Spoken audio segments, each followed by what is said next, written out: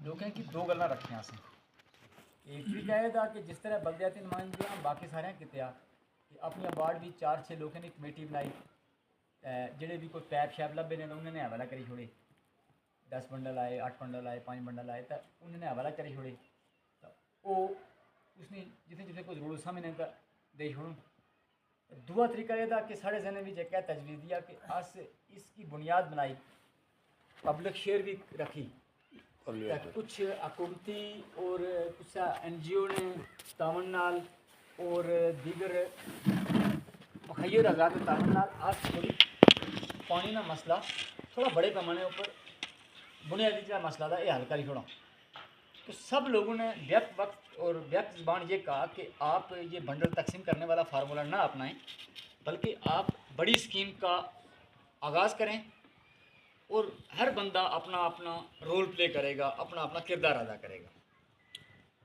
जब सब लोगों की तरफ से ये अप्रूवल हो गई तो हमने उनको एक मॉडल समझाया कि ये इस तरीके से होगा कि हमारे पास जो एक कोलग्राम में बड़ा पानी है, वहाँ से एक लाइन लाई जाए जो रड़बन तक आए, और इस तरफ के जो पार्ट है बाड़ीकोट का, ये वाली साइड, इसमें बाटी, अपर नक्कर, सन्नाड़ के कुछ ऊपर वाले घर और पौधा नहीं, ये इस लाइन से बाहर हो जाएंगे।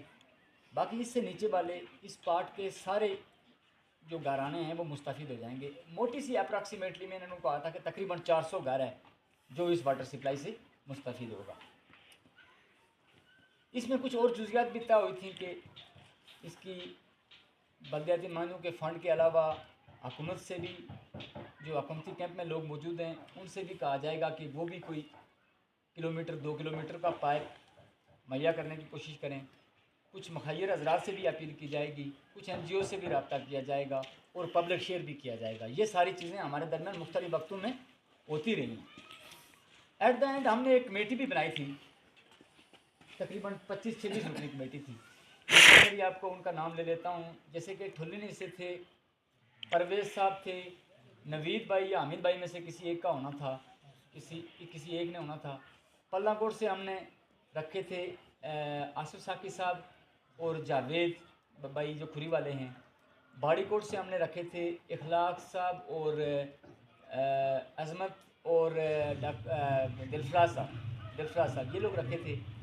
इसी तरीके से नक्कर से थे इमरान रशीद साहब और अकरम साहब, सन्नाड़ से थे सगीर कियानी और नहीम रशीद साहब और आई थिंक खैर साहब भी थे। इस तरह शकरकोट से थे शाकर साहब थे, यूनुस भाई थे, अशरफ कियानी साहब थे, और लिस्ट देखेंगे हम तो चलो एक आध नाम शायद कोई और भी हुआ होगा इस इलाके से, एजाज़ अनवर थे। उसके बाद राडबन से थे, मैं भी था, और यूनुस भाई को मेरे मैंने गिन लिया शकरकोट वाले बॉम्बे में, तो मैं था, फैज़ भाई थे, ताहिर रफ़ीक या शाहीन इकबाल, इन दोनों में से कोई जो भी टाइम दे सके वो होना चाहिए था। और इसी तरह आफ्ताब साबर थे या आज़ाद साहब थे। ये लिस्ट में करेंगे लेकिन मैं तकरीबन गई। तो फैसला ये हुआ था, जो फैसले हो चुके हैं वो फैसला एक तो ये हुआ था कि जी ठीक है, आप पर स्ट्रक्चर पर घराना अब 5,000 रुपया फंड रेजिंग का शुरू कर दें। जिस किसी का किसी NGOs के साथ रब्ता है वो उस NGOs के साथ फॉलो अप करे, उसको हमवार करे, उसको विज़िट करवाए या जो भी कर सकता है।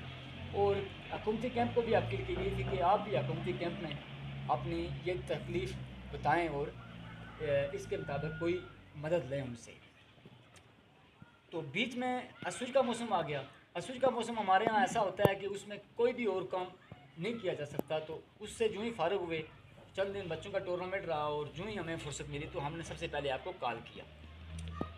इंशाल्लाह हम ये स्कीम रड़बन तक पहुँचाएँगे, और न सिर्फ ये स्कीम रड़बन तक पहुँचाएँगे बल्कि हम